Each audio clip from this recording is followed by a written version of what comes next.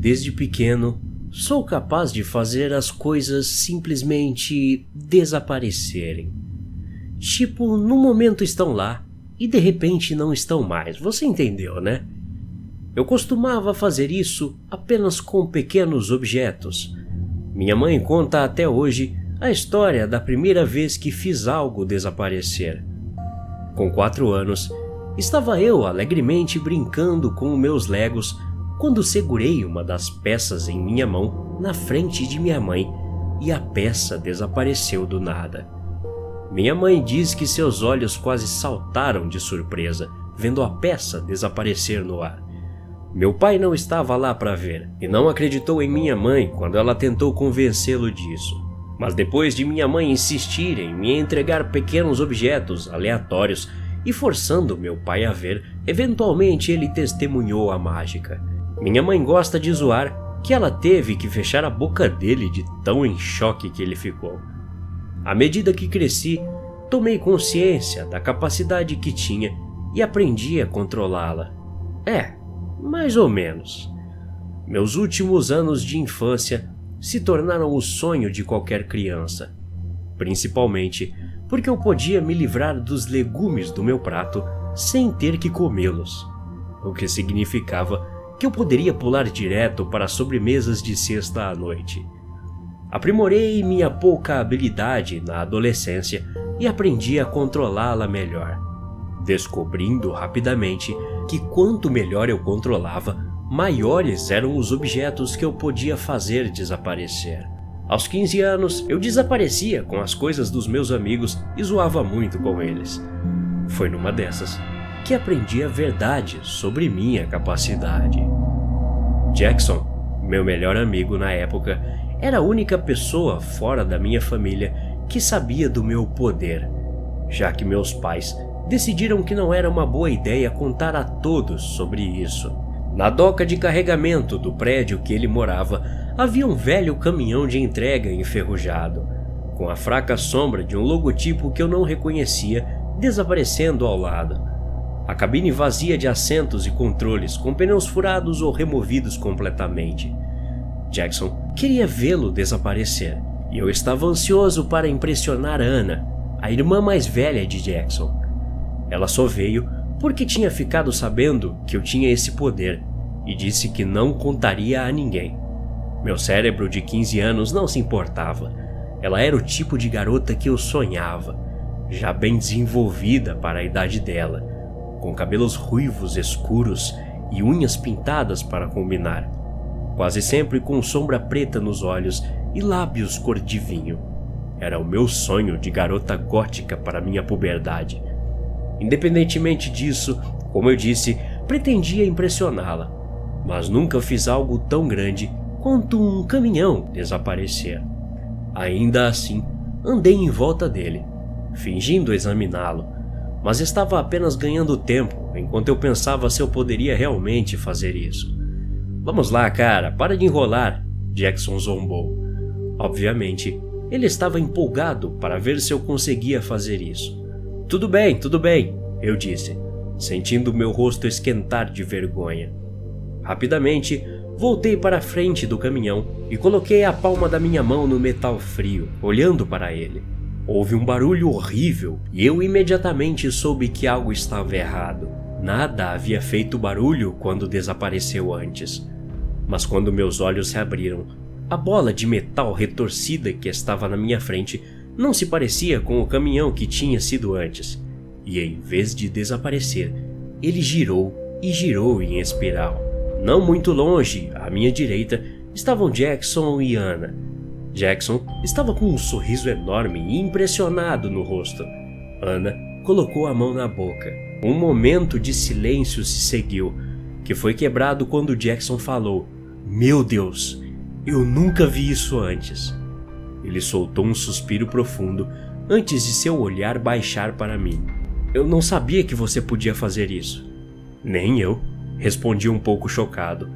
A nova escultura de metal com cerca de 6 metros de altura quase raspava o teto alto da sala vazia. Ainda estávamos distraídos quando um grito nos levou de volta à realidade. "Ei, o que vocês estão fazendo aqui?" Um homem de meia idade, um pouco irritado, exigiu saber enquanto andava em nossa direção. Seu uniforme e equipamento, sugerindo que ele era um segurança do local. "Corre!" Ana gritou, e todos nós partimos em direções diferentes, fugindo do grave problema que entraríamos se fôssemos pegos. O labirinto de corredores imediatamente nos separou. O guarda nos perseguiu gritando para pararmos. Eu era o azarado e fui encurralado em uma sala que não tinha saída. O guarda parado na porta. Quando ele se inclinou e respirou fundo algumas vezes, disse: "Vamos lá, não me faça persegui-lo mais." Ele bufou, colocando a lanterna no cinto e rapidamente fechando a distância entre nós, segurando o meu pulso com firmeza. "Vamos ligar para seus pais." Lutei, puxei e gritei. Eu estava com medo de que tipo de problema eu iria me meter. Fechei os olhos e desejei que o guarda desaparecesse. Um som de borbulhar me fez abrir os olhos e vi a mão do guarda sair do meu pulso. Ele fez uma cara de choro quando seus membros se torceram em posições horríveis, enrolando-se em uma bola no chão. Ele soltou um grito de pura angústia que foi abruptamente cortado quando sua cabeça rapidamente girou e saiu de seu corpo. Eu gritei. Lágrimas começaram a escorrer incontrolavelmente dos meus olhos e eu não pude me forçar a desviar o olhar do corpo morto do guarda, que se espatifou no chão por alguns segundos antes de simplesmente desaparecer. Jackson e Ana apareceram correndo pela porta. Quando nos olhamos, prometemos nunca mais falar sobre o que aconteceu novamente. Os meses seguintes foram um inferno. Eu acordava suando frio ao som do grito do guarda, sendo interrompido quando sua cabeça rolava no chão. Tive pesadelos com todos os meus colegas olhando para mim, nunca dizendo nada, mas sabiam o que eu tinha feito. Jackson e eu acabamos nos distanciando, e quando terminei a escola e fiz inúmeras horas de terapia, fiquei de volta ao normal, embora prometendo a mim mesmo nunca mais mexer com os meus poderes de novo. Vivi os últimos 3 anos como uma pessoa bastante comum. Não fiz nada de especial ou usei meu poder para me tornar famoso ou algo do tipo.